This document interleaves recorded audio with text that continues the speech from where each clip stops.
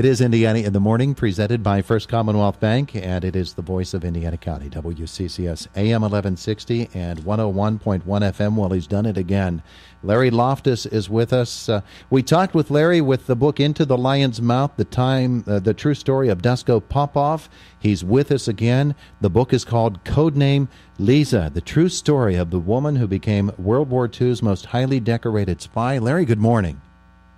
Good morning, Todd. It's good to have you with us here today. Boy, we get a twofer out of this book. We get a spy thriller and a love story all at once. Combined. It's tremendous. It's tremendous. This is a woman, and how do you refer to her? As Odette? That's generally the way it is in the book. Yeah, Odette Sampson is her name. Lise was her code name. Mm-hmm. And she has such a complicated story. It's World War II. She has spent the majority of her life in France. Now she lives in Britain. It's the middle of the war, and she's basically sitting it out as her husband is off fighting, and she decides, I can't do this anymore. Take us into that part of her background as we explore this story. Yeah, she's about the most unlikely person who would be recruited into the SOE. The Special Operations Executive was they were essentially, I guess they were technically spies, but essentially they were saboteurs. It was the group that Winston Churchill had tasked to set Europe ablaze, to blow up German bridges and barges and ammo dumps and so forth. She was a housewife and mother of three, and the most unlikely person to be shipped off to France. But she heard a call on the radio for photos of France, and she had grown up in France. She was French and had many photos, and so she sent, from her scrapbook, she sent her photos in and got a call and thought she was just going to go pick them up. And I guess they had seen her photo, and you read that in the book, and they thought, hey, this might be someone that we could send over, because the British needed couriers, essentially, spies. They needed female couriers who could go there without an accent. I mean, that was the problem, is if you're British, you're going to speak French with an accent, and she didn't. She's French. Yeah. So she was a diamond in the rough, and at first she was a little hesitant. She's like, I don't have any military training. This is not something that I would be good at. And they sent her off. I mean, they saw she had a fiery spirit. Her father had been killed in World War I. He was a war hero. Had been killed by the Germans in World War I. Her mother had just lost her home in France. So she was the perfect candidate to be sent over, other than her background, wasn't particularly ideal for it. And so she went. Her reluctance at first, her believing that she really didn't have anything to offer, and then the transformation in her is just amazing when all of a sudden she decides, I'm doing this, and I'm going to make the arrangements. My three little girls, we'll get them taken care of, and then I'm going to put myself right there in the middle of it all. That is just... Yeah, there was a trigger. It was a combination of really three things. I mean, because first, when they tried to recruit her, she said, no, that's not for me. But then the trigger was, it was a combination of, she was gnawing at her, that her grandfather had always said, hey, there will come a time when you and your brother will have to do your duty as your father did. She was told that at her father's gravesite many times by her grandfather. And so she had the duty gnawing at her, and then, her father had died. But she just got news that her mother had lost her home in France to the Germans, and her brother had been wounded and was in a military hospital, and a number of her friends had been arrested. So all of those gnawed at her, and it was the trigger where she said, okay, I need to do my duty. I need to go help. She goes through the training. She is then inserted into France. There she meets Peter Churchill, who becomes her boss, and yet at the same time it's a much more deep relationship than just that.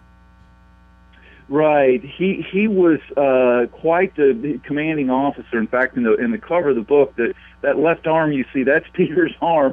That photo is from the investiture service where Odette got her George Cross. And so anyway, that's him next to her. And he was quite the commander. He'd already made 2 tours of France himself. And they go on mission after mission, lighting fields and delivering arms to the French resistance. And eventually they fall in love. And it's a whole amazing story that happens through they're chased by the Gestapo, they're chased by German soldiers, and it's kind of like, I tell people, it's a combination between Unbroken, except that Louis Zamperini is this woman, and Catch Me If You Can, if you remember that movie, except that instead of Tom Hanks, it's a German spy catcher named Hugo Bleicher who is chasing them, just as if you remember the movie that you have you have Tom Hanks chasing Leonardo DiCaprio. Well, that was what really happened when this German is chasing them. And what a story he has. My goodness gracious. Larry Loftis is with us. Complicated man. Yeah. Oh, yeah. The codename Lise, the true story of the woman who became World War II's most highly decorated spy. Peter Churchill notices something about Odette, and it draws her to him and draws him to her, and that is that she has a steely character. She is as tough a person, I think, as he's ever encountered, and it just intrigues him to no end. There's no question. In fact, his first description, which he told to his radio operator, is he called her an angry gazelle because she didn't want sleep. There were a number of women and some men who had come over in a felucca, which is one of these Mediterranean boats, and it took them about 10 days. And it was pretty rough sailing, I mean, high seas and all that, and they hadn't slept for who knows how long. And so all of the other people that came over immediately when they met Peter and they were at their hideout, they all went to bed to sleep.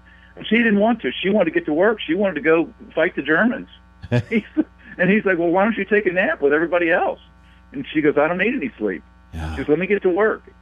So and indeed, he was like, wow, this is a firebrand. But it fit because this is what the gentleman that particularly had recruited her, Selwyn Jepson, had said, had written in his notes about her, God help the Nazis if we can get her near them.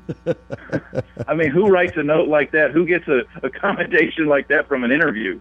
So this story has taken twist after turn, and it takes yet another one, and then the book really turns a corner as they are both captured, thanks to our aforementioned Hugo, and they are imprisoned, and then we learn yet another of the amazing, deep character portraits here of Odette, as she is just, she absolutely refuses to bend despite tremendous torture and give up information on anybody within her cell working there within France. And you follow that story of her internment as a prisoner of war, the tortures, what she did to protect Peter. And it's just amazing. It really is. Yeah, she really, I mean, in a sense, she brought it on herself because she knew that the Germans would be going after Peter as the circuit leader, and she decided to play a trick and tell them, because he followed the SOE training and said, basically played the village idiot where he didn't know anything. And then she goes in her interrogation, she tells the Germans, the Gestapo, oh, I'm the circuit leader. He's just the guy that we brought on, recently. And because Peter had played the village idiot, they bought it. So they think she's the circuit leader.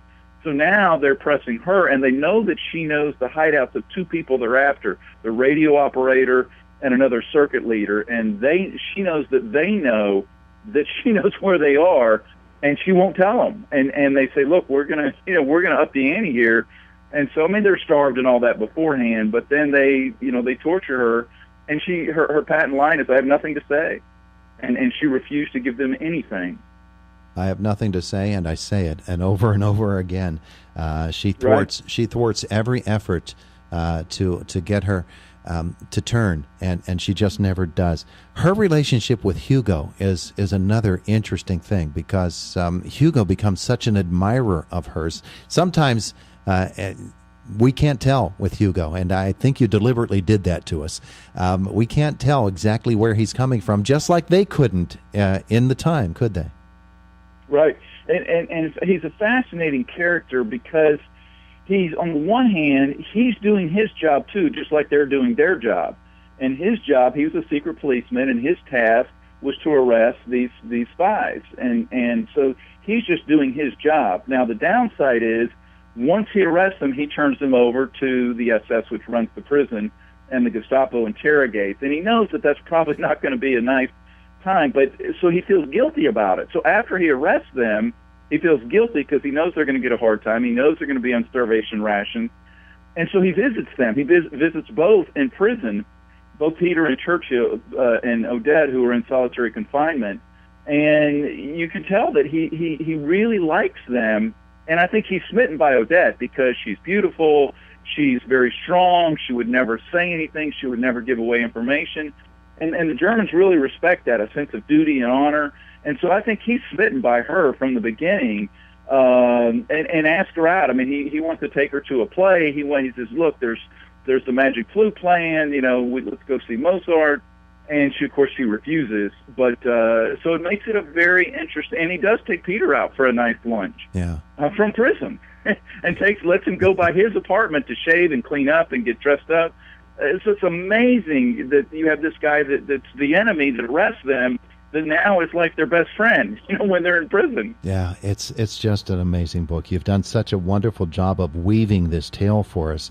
And there's a priest involved here as well. I'd love to get into his story, but we're getting short on time here, and I want to give people the chance again to learn where they can get this book and just be amazed by it. I'll tell you, it's literally, it might be one of the first times ever that they say you couldn't put it down. I couldn't put it down.